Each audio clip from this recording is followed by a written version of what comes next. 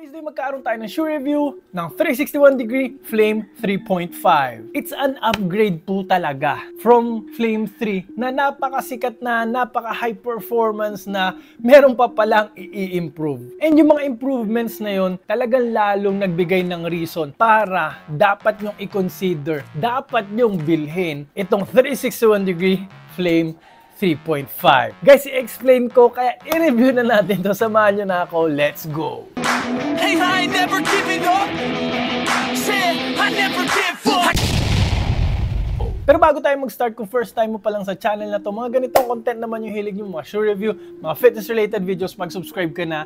I-click mo na rin yung bell icon para lagi ka updated sa mga next videos ko. 361-degree Flame 3, napakaganda na. Panalo na kaysa naman bumili ka pa ng mga Nike Vaporfly na napakamahal. May mga reklamo pa sa build quality kasi may mga paint job na pangit. Sa ganung price, para kasing it's a no-no talaga. Parang walang excuse para pumangit yung quality kung ganun kamahal. Pero ito guys, 60% off pa. Ganun kalayo yung price. Pero hindi pa sila nakontento dito sa sikat na Flame 3. Gumawa na sila ng bago, Flame 3.5, dahil sa mga ibang mga recommendations ng mga runners na gumamit ng 3. Kumbaga in-upgrade nila dahil nakikinig sila sa mga consumers, sa mga runners na gumamit nito. Which is good. Dapat ganun talaga ang mga produkto. Nag-i-improve, nag-upgrade. And dapat talaga makinig tayo sa mga fans natin, di ba? Sa mga consumers. And dahil doon, no, sa tingin ko, hindi ka na dapat magdalawang isip ang bumili nito. Pero, sige, i-explain ko kasi parang sinasabi nyo, sobra ko namang binibida. Mag-umpisa tayo sa uppers niya, no? Yung dati kasing uppers is more on mesh, napakanipis. Lagi ko rin sinasabi na wag nyo itong everyday run dahil light yung material nito. Parang hindi ko ma-recommend na everyday run kasi syempre mas mabilis yung wear and tear nito kasi nga prioritize niya yung lightness. Gusto niya maging super gaan yung sapatos. Tingnan nyo, halos wala kang uppers. Parang jersey lang yung nandito eh. Oh. So, ganun kanipis. So, ang ginawa nila, gumawa sila ng bagong uppers na manipis din, lightweight din. Yun nakakagulat, no? Napa-lightweight nila, pero mas durable. So, tinatawag nila itong kite yarn. Custom woven kite yarn po yung tawag nila dito. And kung mahahawakan nyo talaga, mas durable na. Parang gawa siya sa TPU. Alam nyo naman guys, yung TPU, syempre mas matibay yan kaysa sa mesh, di ba? Doon sa dati nila. Pero yung breathability, nandun pa rin. Ang ganda ng breathability pa rin ito. Pasok yung hangin 100%. Plus, may mga infusing pa. So parang mas naging supportive yung sapatos. Dito kasi, hindi nila masyadong binigyan ng priority yung support. Kasi nga, running shoes naman, hindi naman kailangan masyado supportive talaga, too much. And kung lalagyan mo ng too much support, masasacrifice yung weight. Bibigat. Ito, guys, nilagyan nila ng support, pero, oh my God, ganun pa rin yung weight. Tignan natin yung weight. So, sa size 45, 225 grams. Napaka-gaan pa rin. Same lang naman sila ng lacing system, no? Maganda yung lacing system na ganito. Manipis, lightweight, and hindi siya luluwag. Hindi siya maaantay basta-basta matatanggal sa pagkasintas mo. Yung tang niya, mesh po, na very breathable, maraming butas. And almost the same din naman ito. Yung tang niya parang merong asymmetrical shape para hindi kumiskes sa tibia. Para naman kahit long distance yung takbo, okay na okay pa din. Ang kagandahan pa nito, may mga tao kasing nagkakaroon ng heel slippage yata dito sa dati. Ito guys, oh, meron ng pangalawa pang butas. Pwede mo pang dun ilagay yung sintas mo para lalo kang hindi dumulas, lalong maganda yung lockdown, lalong sumikip. Kasi yung iba raw, parang dumudulas daw dito habang tumatakbo may heel slippage. Ito, for me wala talagang heel slippage and dinagdagan pa nila yung Achilles pillow. Nakita yung Achilles pillow dito? Ayan. Hanggang dyan lang po sa likod, sa heel. Ito guys, hanggang sa ankle. Ayan, no? Meron pa dyan sa side. Grabe. No, wala na akong masabi. Talagang nakinig sila. And kung mahirap itong isuot, nilagyan na nila itong 3.5 ng ganito. May mahihilahan ka na. So, andali na rin isuot niya. So, uppers, napakarami ng makikitang upgrades sa uppers pa lang. Next sa midsole, parehas lang naman. Flame foam ang ginamit. Quick-Co Tech Flame. Same lang din naman.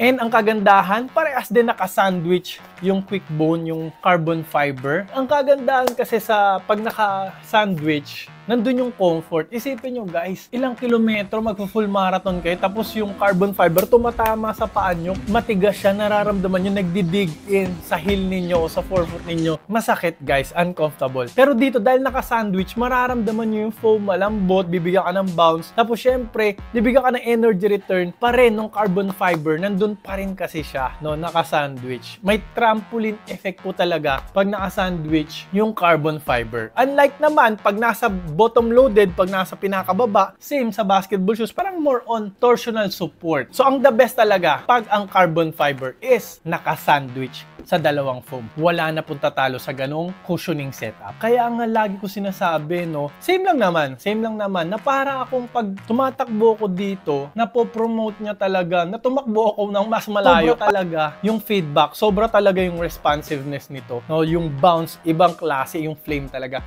Guys, para lang alam niyo yung flame, yun yung nilalagay naman kasi talaga nila sa mga pinakamamahal nilang sapatos. Plus, ang napansin ko sa sapatos na to, no, ipopromote kanya na mag 4-foot, mid-foot stride. Which is, for me, dapat talaga, yun yung ideal. No, para mas okay yung tuhod mo, yung paa mo, mapatakbo ka ng mas malayo, ng mas mabilis. Hindi naman kasi dapat talaga sobra tayo mag-heel stride, no? Except kung sobrang pagod na, sobrang layo na. Kasi pag pagod na ako, mag-heel stride na ako. Ito hindi eh. Po-promote ka pa rin yung ito. 4-foot pa rin, mid-foot strides pa rin, which is good. Yung Struggle board, mesh. So, ramdam mo yung foam sa loob. Kaya napakalambot. Mararamdaman mo kagad yung bounce. No? Iba kasi Struggle board, matigas eh. Ito, kahit pang malayuan, okay na okay yung paa mo dito. Sa comfort, sinabi ko top notch yung okay yung comfort nito. Gustong gusto ko, okay din naman to. Panalo pa rin yung comfort niya. Step in comfort, saka yung sa uppers, okay pa rin. Same lang naman yung stock height nitong dalawa, no? Parehas na parehas yung foam eh. So ito, yung sa 4-foot, meron 27mm na stock height. Dito, 33. So meron siyang 6mm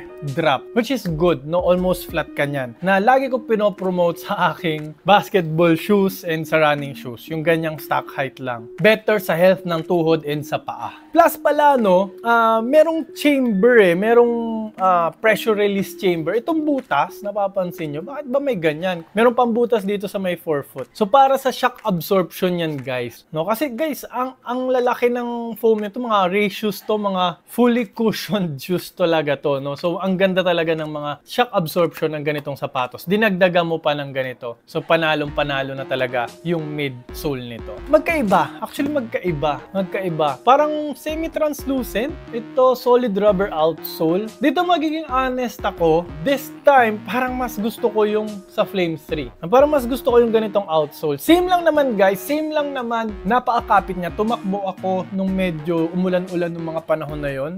Basa-basa yung road. Parang mas gusto ko yung ganito. Yung dati niyang outsole pattern. Same lang naman sila ng tigas actually. Pero parang mas maraming surface area to. Mas malalaki yung grooves. Dito kasi triangle. Mas maliliit yung grooves. Parang this time, pipiliin ko to kasi sa durability. Parang mas tatagal yung outsole nito kaysa dito. Pero yung kapit guys, napakakapit naman talaga. Kaso lang sana, hindi na lang nila binago yung outsole. Parang mas gusto ko yung outsole nito eh. Pero dito, sa sinabi nila, wear resistant upgrade daw. So, mas maganda raw yung grip and mas matibay daw. So, kailangan ko pang makita siguro yan. Pero so far, sa tagal-tagal ko na rin nagre-review, parang mas magiging matibay ito. Pero kung sa performance, kung papipiliin ako, ito talaga ang pipiliin ko. Dahil sa uppers na alam kong tatagal and sa support, no? Kasi, syempre, big dude ako, mabigat ako. Parang mas gusto ko yung supportiveness nito. And guys, marami pang colorway, no? 4 na yung colorway na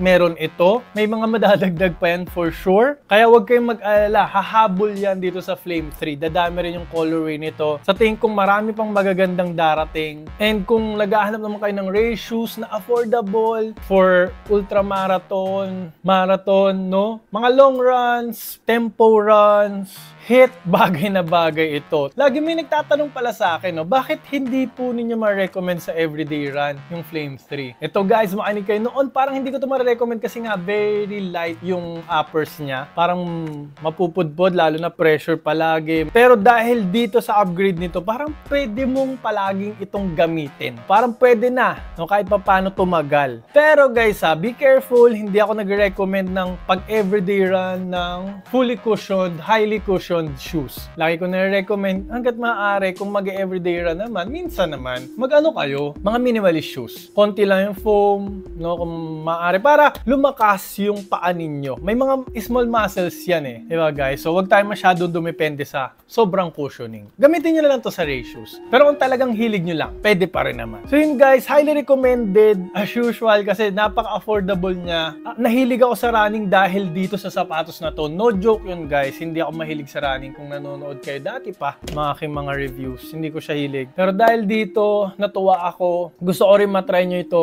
Huwag na kayong bumili ng mga mamahaling US brand. Kasi pag nagamit nyo to, baka hindi na talaga kayo bumalik doon. Maglalagay po ako ng link dyan. Discount voucher po ang ilalagay ko. Discount voucher exclusive sa mga viewers, sa mga subscribers ko. So, mas mura na to. Ngayon yata nasa 5,200 pero pag ginamit mo yung voucher ko, mga nasa 4,000 plus na lang. 4,100, 4,200 na lang. So, take advantage guys sa link nandyan sa baba. I-click nyo na yan para mabili nyo na to. Hindi po kayo magsisisi. Sa price to performance ratio niya talaga. And guys, kung naghahanap pa kayo mga ibang running shoes from 361 degree, maglalagay ako ng link dito. Panoorin nyo yan. And yung bilog dito, papindot na rin po para makasubscribe po agad kayo para lagi kayo updated sa mga next videos ko. Maraming po salamat sa panonood. Mag-ingat po kayo palagi. Lagi nyo rin po tatandaan. So always drink your protein. Bye!